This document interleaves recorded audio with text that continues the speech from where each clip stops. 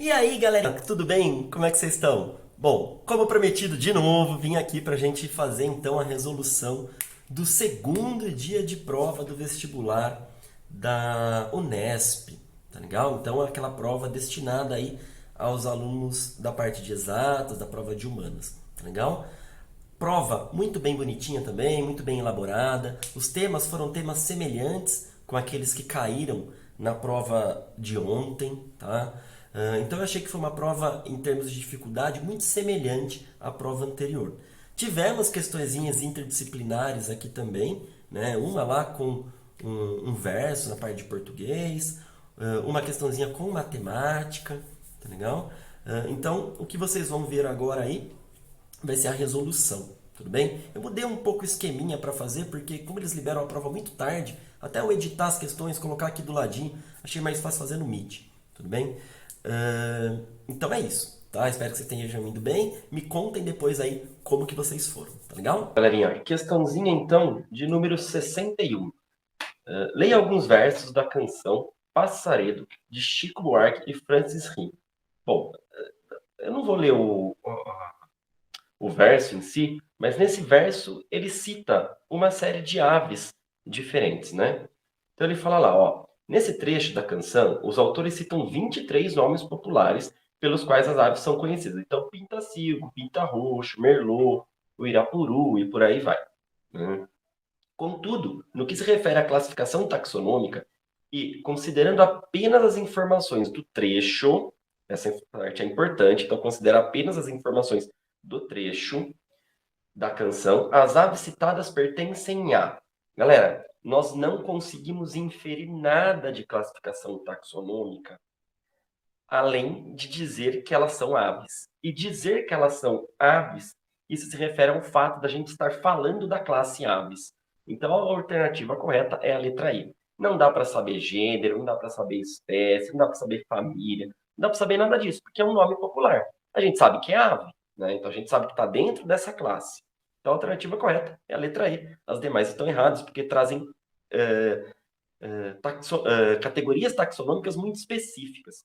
Entendeu? Então, a alternativa correta, letra E. Questãozinha de número 62. Né?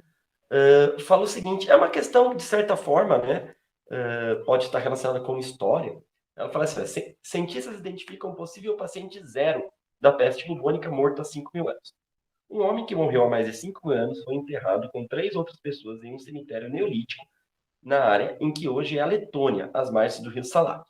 Os pesquisadores sequenciaram o DNA dos ossos e dentes dos 4 indivíduos e os testaram para bactérias e vírus. Eles ficaram surpresos ao descobrir que um caçador-coletor, um homem na casa de 20 anos, foi infectado com uma antiga cepa do agente causador da peste bubônica. Bom, os dados presentes no texto permitem supor que o caçador-coletor fora cometido por uma infecção. Galerinha, peste bubônica, né? Então, Europa, toda aquela questão. A gente está falando aí da Yersinia pestis. A gente está falando de uma bactéria, tá legal? E se a gente está falando de uma doença, uma infecção bacteriana, só pode ser a letra A, letra B e letra C. Letra A fala, bactéria adquirida por ingestão de alimentos ou águas contaminadas com fezes de animais infectados e que atualmente pode ser evitada por vacinação. Galerinha, não é por ingestão de água ou alimentos contaminados. Isso tem a ver lá com as pulgas, com o rato, né? Letra B. Adquirida pela mordida de um roedor infectado ou pela picada de pulgas desse animal, que é um animal hematófago, né? E que atualmente pode ser tratada com antibióticos. Beleza, essa é a alternativa correta. Letra C. Bacteriana. Adquirida pela inalação de bacilos em suspensão ao ar circulante, que atualmente pode ser tratada com antibióticos e evitada com a vacinação. Galerinha, não é por inalação. Tá? Embora os médicos das pestes usavam, né, aquela máscara, apenas um tipo de peste pode ser transmitida através de secreções e saliva de pessoas contaminadas. Mas não é o caso aqui, tá legal? Ele não especifica isso para a gente, ele fala especificamente sobre peste bubônica. Né? Para ser esse tipo de peste transmitida por gotículas, precisaria ser uma variante que é a peste pneumônica, né? Ou talvez a peste septicêmica, que é quando atinge os sistemas. Então, a alternativa correta é a letra B, tá bom? Questãozinha de número 63, uma questãozinha interdisciplinar com matemática. A minha veia de exatas aqui até pulsa quando eu vejo uma questão assim. Então, em um filme ficção científica, um cientista resolveu criar animais que fossem metade espécie A e metade espécie B. Por exemplo, um crocopato, metade crocodilo, metade pato, ou um chimpanfante, metade chimpanzé, metade elefante. Cada um desses animais criados em laboratório seria uma quimera, um híbrido, um animal resultante da fusão de duas espécies diferentes. Nesse filme, o cientista tinha 20 espécies, então guarda essa informação, isso é importante, com as quais trabalhar. O seu objetivo era criar todas as quimeras possíveis a partir da combinação de duas espécies diferentes, ao ritmo de uma nova quimera por dia em todos os dias da semana. A figura ilustra uma das combinações que o cientista desejava obter, um tubavalo, metade tubarão, metade cavalo. Na vida real, eu imagino a hora que vocês olharam essa foto aqui, deu aquela vontade de rir, vai falar real. Na vida real, ainda que os grandes limitações, os cientistas já são capazes de criar organismos que expressam características fenotípicas de interesse. Bom, isso é a transgenia, né? É quando você pega genes de uma espécie e insere em outra, incorporados de outra espécie, como bactérias que sintetizam insulina humana. Bom, se a gente sabe que é transgenia, só pode ser a letra B ou a letra E. O tempo necessário que o cientista do filme levaria para produzir todas as suas combinações quiméricas, então olha lá a palavrinha matemática, ó, a veia pulsando aqui, ó, combinação, análise combinatória, né? E o nome da técnica que os cientistas na vida real utilizam para obter organismos com características genéticas de outras espécies, são respectivamente. A segunda parte é transgenia. E a primeira parte, matemática? Análise combinatória simples. Então imagina duas casas, tá legal? Possibilidades para a primeira casa, 20, porque eu tenho 20 espécies. Possibilidade para a segunda casa, não vai ser 20, porque se é uma quimera, tem que ser espécies diferentes. Então é 20 vezes 19. Faz 20 vezes 19 dá 380. Piaça, não tem essa opção, mas tem 190. Por que é 190? Porque você cruzar, sei lá, imagina que cada espécie tem um número de 1 a 20. Você cruzar a espécie 1 com a espécie 2 e cruzar a espécie 2 com a espécie 1, dá na mesma. Então é metade, né? 380 dividido por 2 dá os nossos 190 aí. A alternativa correta, letra B. Uma questãozinha muito bonita, muito legal essa questão. Adorei. Talvez seja uma das melhores. Então a alternativa correta, letra B. Questãozinha de número 64. Em um tubo de ensaio contendo apenas água destilada, um pesquisador colocou igual número de células íntegras em hemácias e algas verdes unicelulares, clorofícias. Bom, então, só dessa frase, eu já sei que o exercício vai falar para a gente de osmose. E osmose é transporte de água de um meio menos concentrado para um meio mais concentrado. Como a água é destilada, ela vai ser o meio menos concentrado.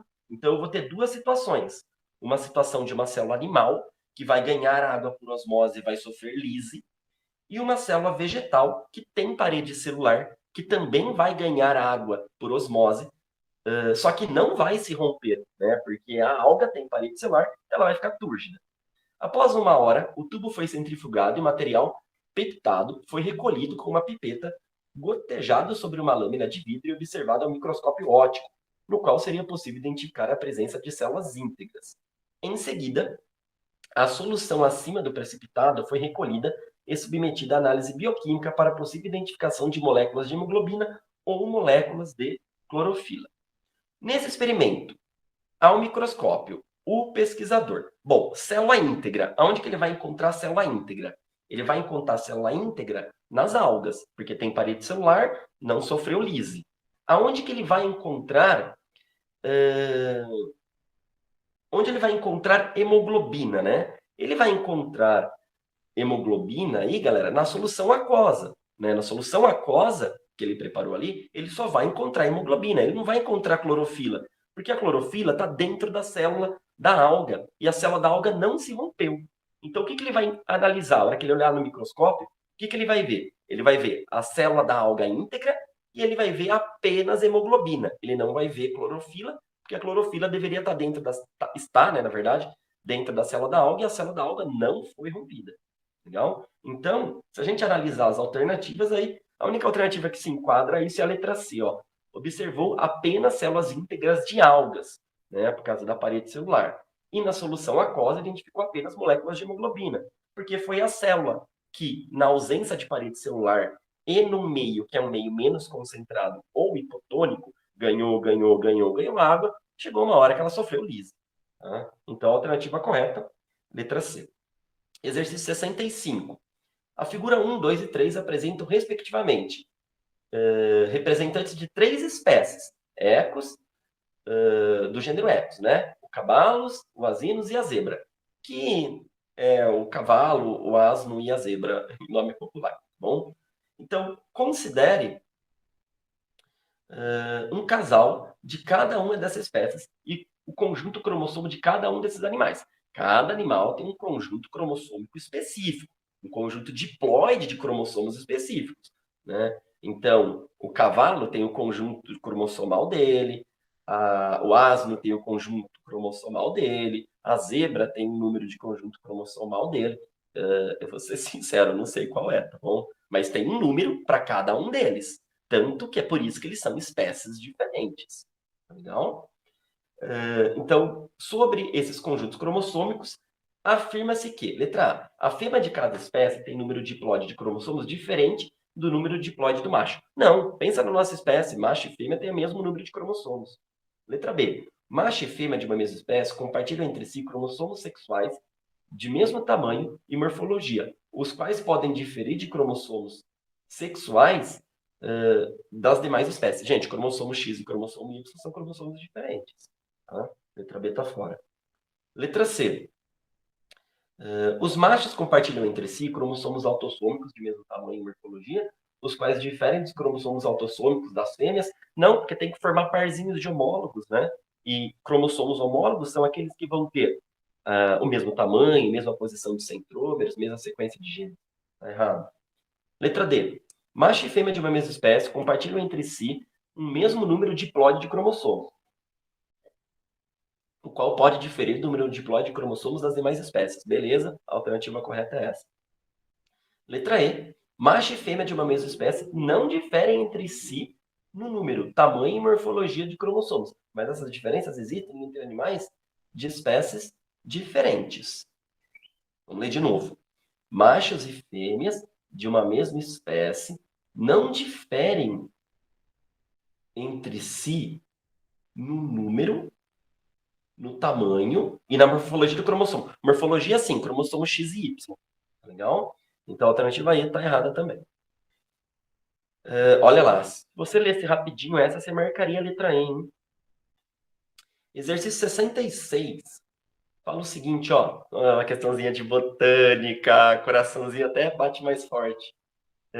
Em seu livro O Poder do Movimento das Plantas, publicado em 80, Darwin relata algumas de suas experiências sobre o tema. Dentre elas, aquela na qual plantou sementes de aveia e fez a luz incidir de diferentes direções sobre as plantas de crescimento. Observou que as plantas sempre se inclinavam na direção da luz, mesmo quando esta era tênue, demais para ser percebida a olho nu. Criou pequenas tampas escurecidas de tinta nanquim e cobriu a parte superior dos coleoptilos, constatando que paravam de responder à luz. Ficava claro, concluiu ele, quando a luz atingia a extremidade da planta, estimulava essa parte para liberar um tipo de mensageiro, que chegando às partes motoras da muda fazia com que se contorcesse na direção da luz. Bom, esse é um experimento clássico que a gente explica, né, na aula de fito-hormônios ou hormônios vegetais. Atualmente sabemos que o mensageiro de Darwin se referia a um hormônio denominado, gente, um hormônio aí, que é um hormônio responsável, por exemplo, pelo fototropismo, né, que é o movimento orientado pela luz, é um hormônio auxina. Esse hormônio auxina, galerinha, o que ele faz? Alongamento celular. Legal? Alongamento celular de qual região? Da região do caule, que for a região que não estiver em contato com a luz. Porque altas concentrações de hormônio auxina no caule estimulam o desenvolvimento dele.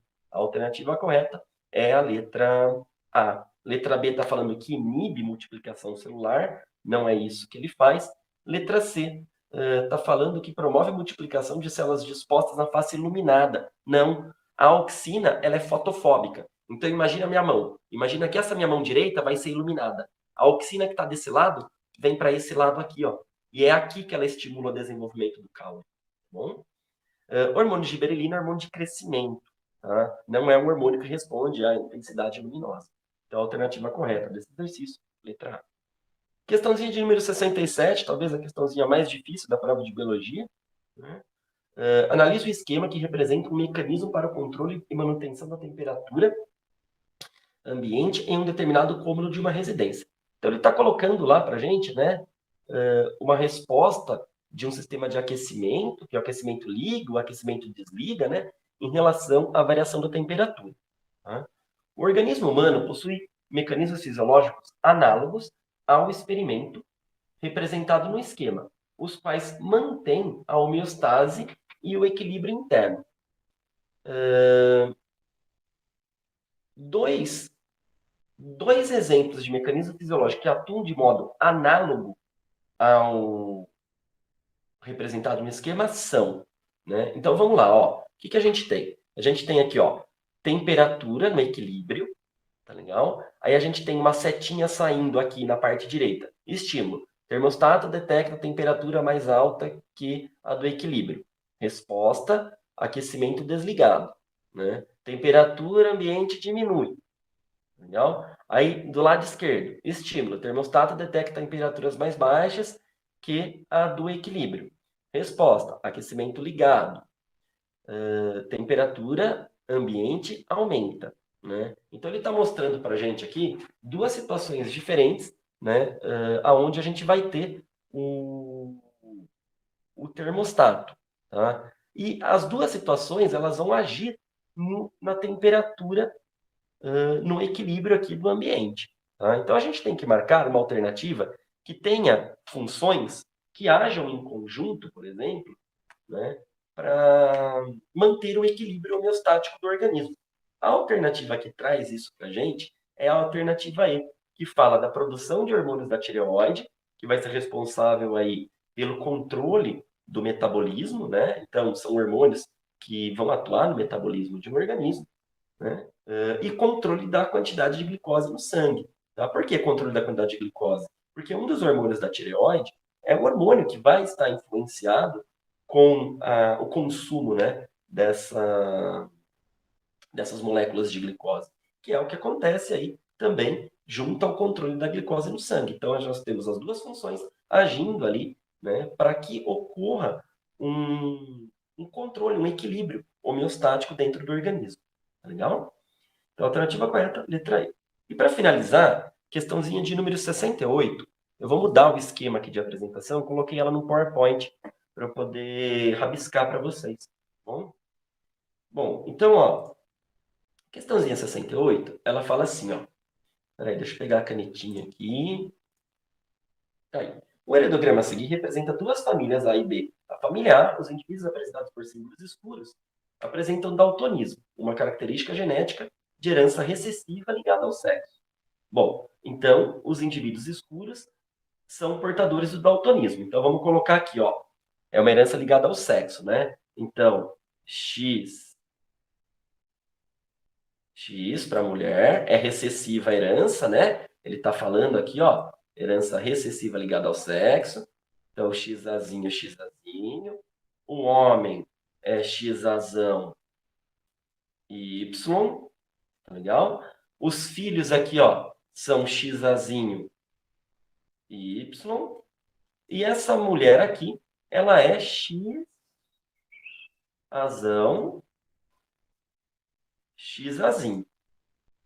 Legal? E saiu o azinho. Bom, vamos dar a cor.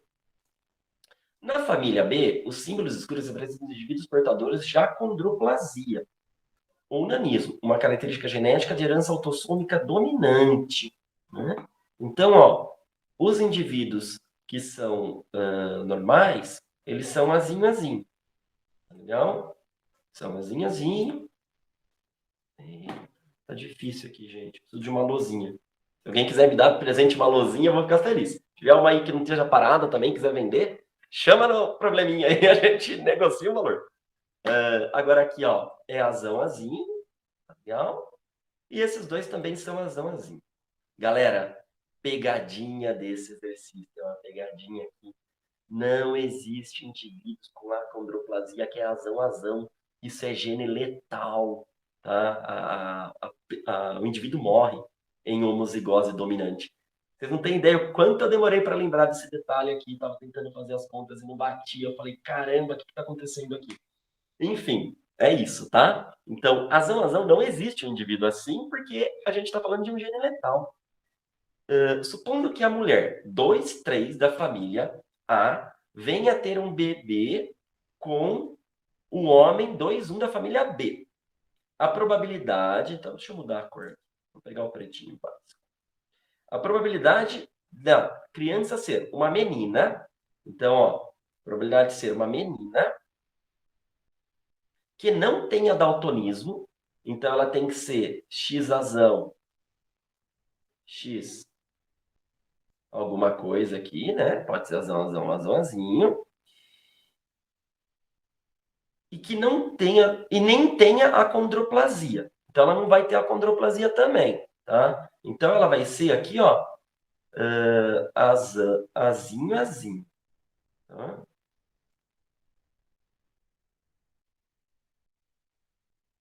Então, aqui, ó, azinho, azinho. Tudo bem? É isso que eu quero na primeira situação. É isso? Peraí. É isso que eu quero na primeira situação. Então, ó, olha uma informação importante. Não há histórico de ocorrência de daltonismo na família B. Tá legal? E não há histórico de ocorrência de acondroplasia na família A. Então, o que eu tenho aqui? O homem, para o daltonismo, gente, ele vai ser um indivíduo normal. Né? Então, ele vai ser um indivíduo X razão Y. Legal? O que eu vou fazer? Eu vou cruzar. Isso daqui vai dar X razão, X razão, X razão, Y, X razinho, X razão, X razinho, Y. Probabilidade de ser X razão, X traço. 2/4. Né? 2/4 ou meio. Legal? Vezes probabilidade de ser azinho, azinho. Bom, eu sei, galerinha, como não há histórico de acondroplasia na família A, eu sei que essa pessoa aqui... Cadê?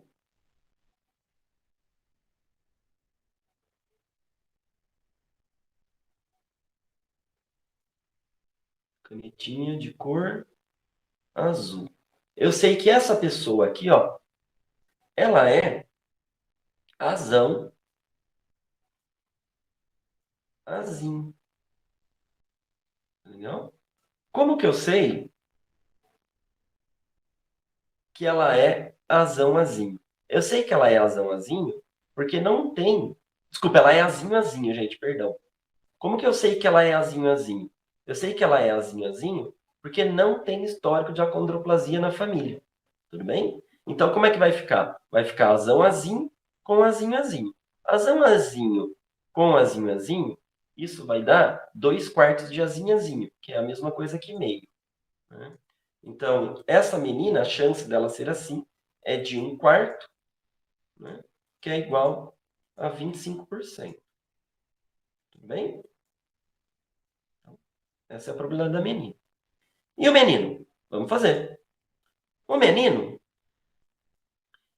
eu quero um menino, né, que não tenha daltonismo. Então, ele vai ser X azão Y, né, e não tenha acondroplasia. Então, ele tem que ser um menino azinho, azinho também. Né? Bom, vamos lá.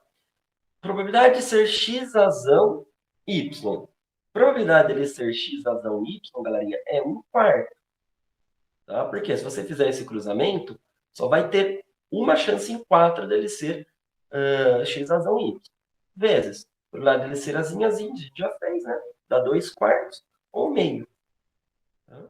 Isso aqui, ó, é igual a 1/8.